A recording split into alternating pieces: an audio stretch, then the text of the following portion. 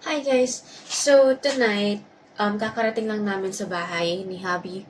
Magpe-prepare lang ako magluluto lang ako ng leche flan kasi dadalan din namin yung si mother-in-law bukas. So ngayon, ang uunahin ko munang gawin is magpainit ng pan and then gagawin ko muna yung sugar, yung tinunaw na sugar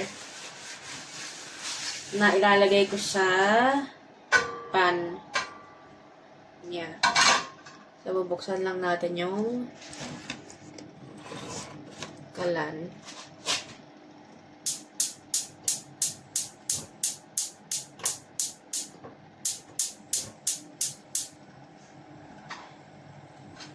Then, put the pan. Ganyan lang siya.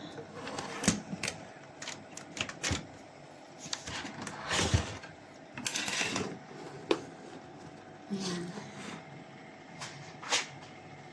And then, lalagay lang tayo. Ito, walang measurement.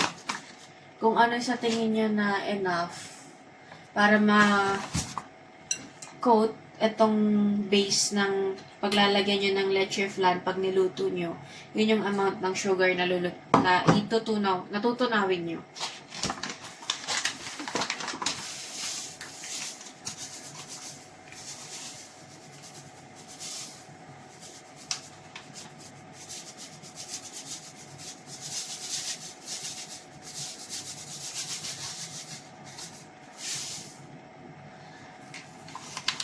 Normally, isang cup yung tutunawin nyo. Yeah.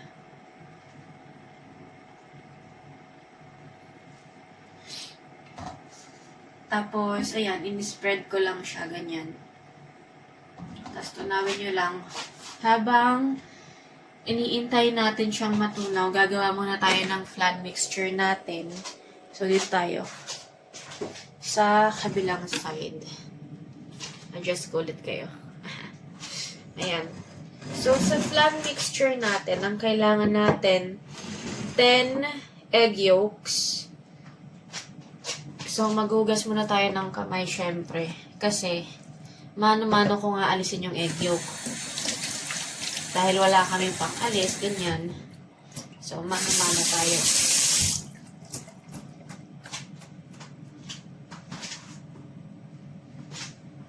Ayan. Hindi ko muna siya i-rekta dito sa bowl na to.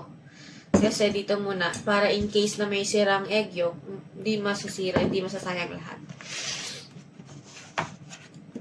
So, kuha lang tayo ng panghati. Ayan.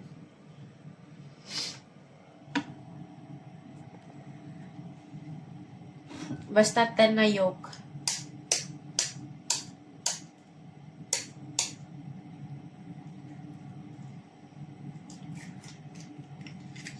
Ganyan lang ang ginagawa ko. Salin ko dyan yung buong egg. And then, kunin ko yung yolk. Yeah. Kunin ko yung yolk. Saka ko, tas dito ko ilalagay yung yolk na kukunin ko sa malaking bowl. Yan. Kunin ko yung yolk.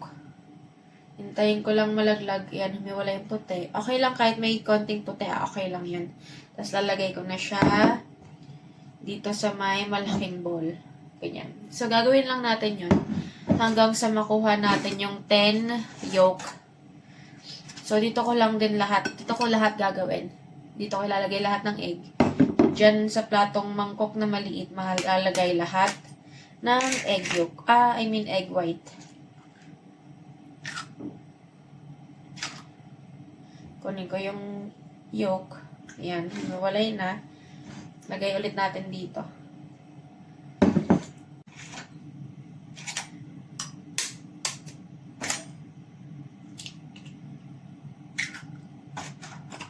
Pang 9 na to. Isa na lang.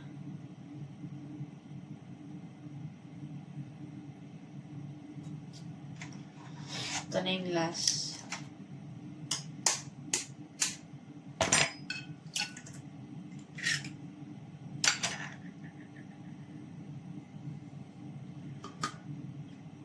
Yan. Siyempre, hugas lang tayo kamay.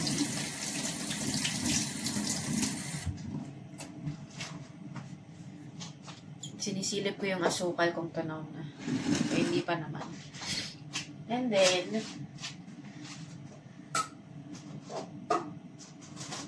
ito ang ilalagdag natin. Evap. Gagamit ako ng 3 evap.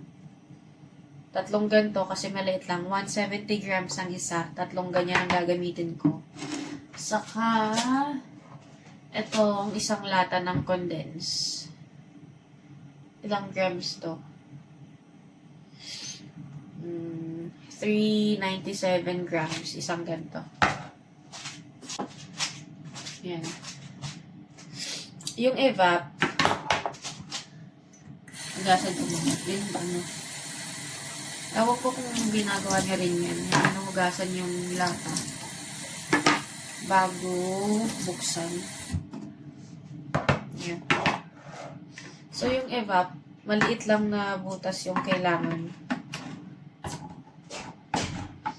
Since, hindi naman siya yung thick yung consistency niya. Mabubuhos lang na madali.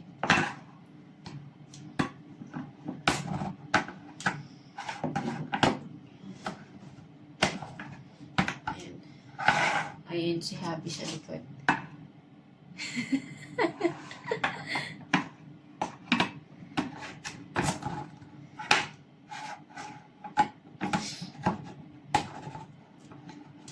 Pero, yung sa condense, buong lid ko yung aalisin. Kasi para makutsara ko lahat ng walang sayang.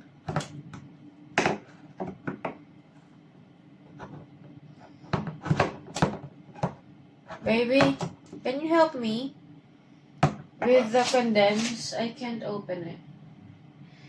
Hindi tayo sanay masyado gumamit ng dilata, B.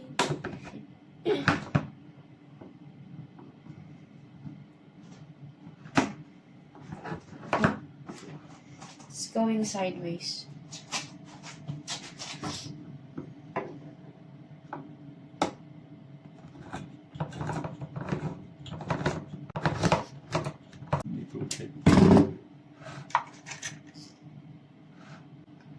I think this will do na. It will. Yeah, as long as you can pull it out. Thank you.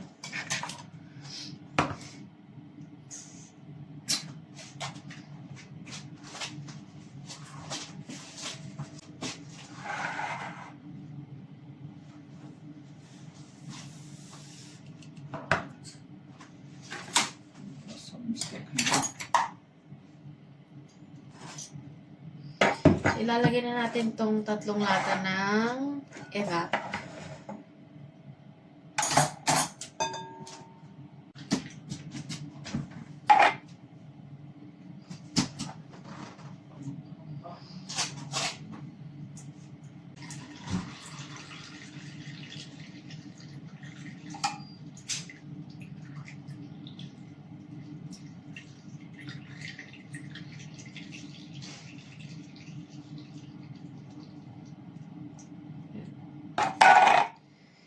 And then, ito na.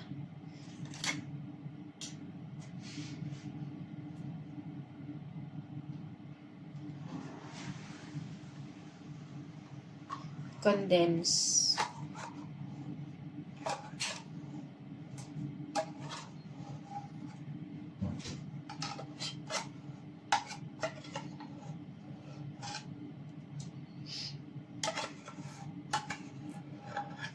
Simutin para hindi sayang. Yan.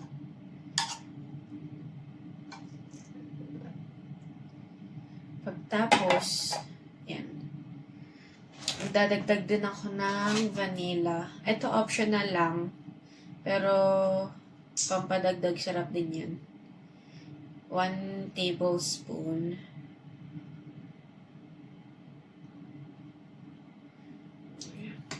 Ayan. Then, haluin lang natin yung mixture. Maganda kung meron kayong whisk. Pero kung wala, okay lang tinidor. So, ako, magpapalit ako sa tinidor. Hindi naman kailangan matagal to i-whisk. Kasi mamaya, pag isalin natin to dun sa may container na paglulutuan natin, sasalain pa natin to gamit yung strainer para maalis yung mga buo-buo. Para mas smooth yung leche flan natin. Ayan. Set aside muna natin yan. Puntahan natin itong asukal.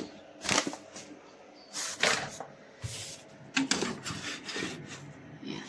Kasi, nag-umpisa ng matunaw. Ayan.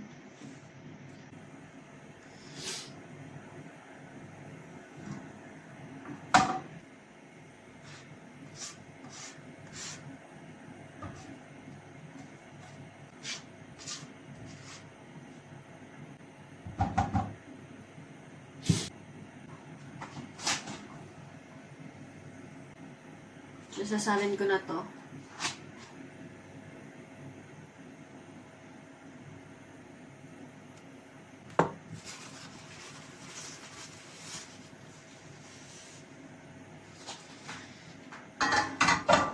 Then, patay natin yung kalan. Ayan. Tapos, i-spread lang natin siya. I-coat natin yung buong base ng pan. Ayan. Nipal. Kami lang naman kakain nito, kaya walang maselan. Siyempre, kung pang-business nyo, huwag yung hipan. Pero kung kayo-kayo lang din naman, okay lang yan. Walang silan-silan. Ganun. Yan. Doon na tayo sa kabilang side.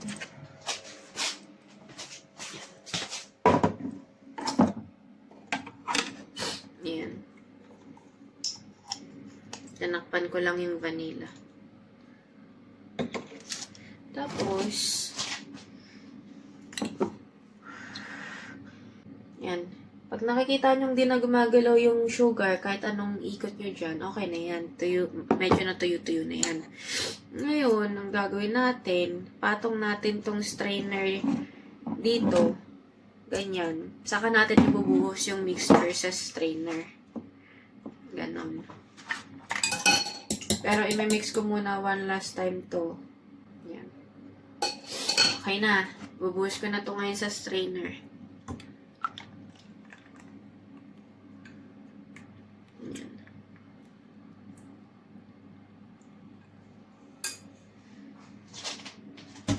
Ganito na ang kalalabasan niya. Baka hindi nyo kasi makita. Hindi ko naman mabubuhat at mainit.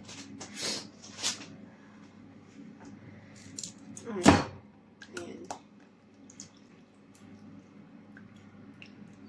Mga buo-buong dilaw na naiwan. Yung hindi masyadong na-mix. Ayan.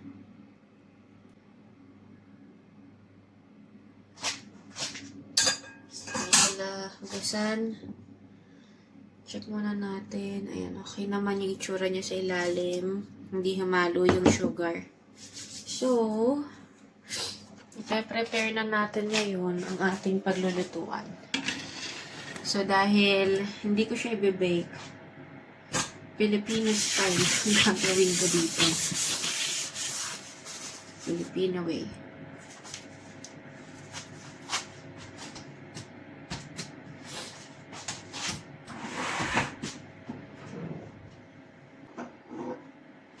Itong gamit na pan na malaki, pupunuin ko to ng tubig. Ayan. Ito, nalagay ko dito. Tapos, pupunuin ko ng tubig, papakuluan. Pag kulo na, saka ko ipapatong dito yung flan. Ganon. Gawin natin yan. Tapos pupunuin ko lang yung tubig yan. Kuha lang ako ng panlagay sa tubig. Ako, ginagawa ko kasing level nung patungan, yung tubig na ilalagay ko.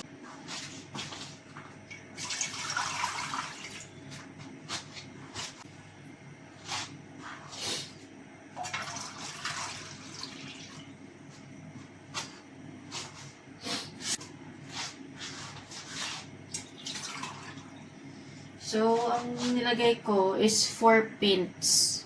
4 pins ng tubig. So, ngayon, habang iniintay natin kumulo yan,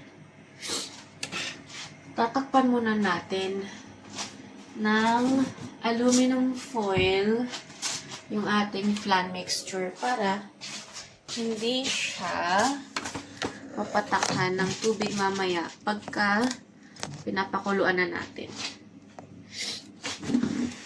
Hindi ko alam saan ko kayo ilalagay para makita nyo sana. Ayan. Walang kayo.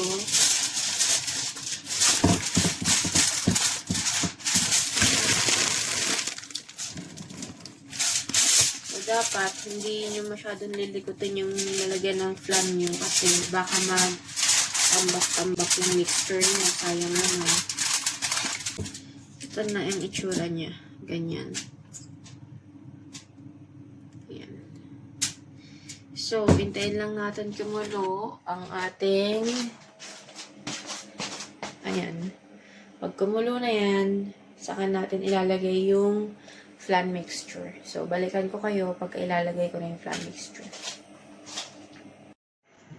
So, yeah. There. Kumukulo na yung tubig ngayon. So, ilalagay na natin ang ating flan mixture. Pero, magsusuot ako nito para iwas paso. Yan.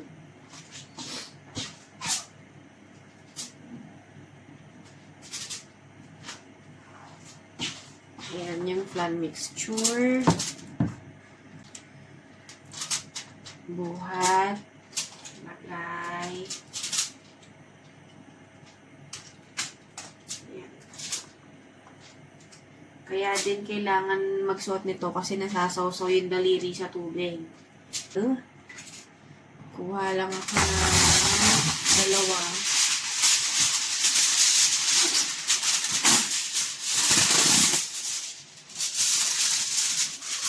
Dalawang ganyan.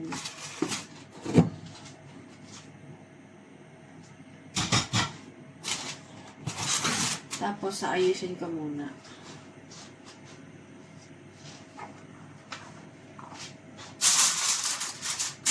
Pag-fold na yan, kuha tayo ulit. Isa pa.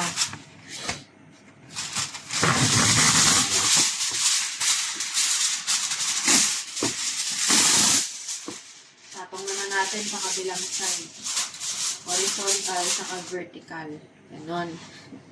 Dito. Kasi, para makulog ang steam. Ayan. Ngayon, lutuin ko lang yan ng 45 minutes. Mag-set kayo ng timer para hindi ma-overcook. 35 to 45 minutes. Huwag more than doon. Kasi pag more than doon pa, pagka tinaob nyo yan, yung tuktok ng flan nyo, yung brown-brown, kung nasan yung sugar, magkulubot talaga yan. Tapos medyo magiging matigas yung flan, yung ibabaw ng flan nyo. Kaya hindi magandang ma-overcooked. Ngayon, babalikan ko kayo after pagka kumulo na. Tapos, isa-set aside na natin sa ref. Palamigin muna natin. Tapos, pag malamig na, saka natin nilagay sa ref. Tapos, bukas na umaga, dadali namin na itong mismong lalagyan dun sa nanay ng aking jisawa. So, yeah. Either balikan ko kaya mamaya pagka alisin ko na dito or bukas. Basta, tignan natin kung kailan ako magre-record ulit. Ayan lang. So, yeah, ayan. Tapos na, napakuluan ko na yung ating leche flan ng 40 minutes. Ayan. So, enough ko na yung kalan. And then, for the suot na naman tayo nitong may wagang gloves. Ayan. Tapos, tatanggalin natin itong foil na takip na ginawa natin. So, ayan, nailabas ko na ng kawali. kaserola. Yung leche flan. Tapos, naalis ko na din yung takip na foil. So, ito na ngayon siya. Ayan. Papalamigin lang natin konti bago natin ilagay sa ref. And then, bukas, umaga, pag aalis na kami, tatakpan ko lang siya ng foil, tapos bibit-bitin namin yung mismong lalagyan. Papunta dun sa kay mother-in-law. So, ayun lang. Pagka magluluto-luto na din ako, i-record ko na din yung mga lulutuin kong iba't ibang pagkain dito para kung sakaling gusto nyo i-try is magagaya nyo ng madali. Yun lang. Thanks. Bye.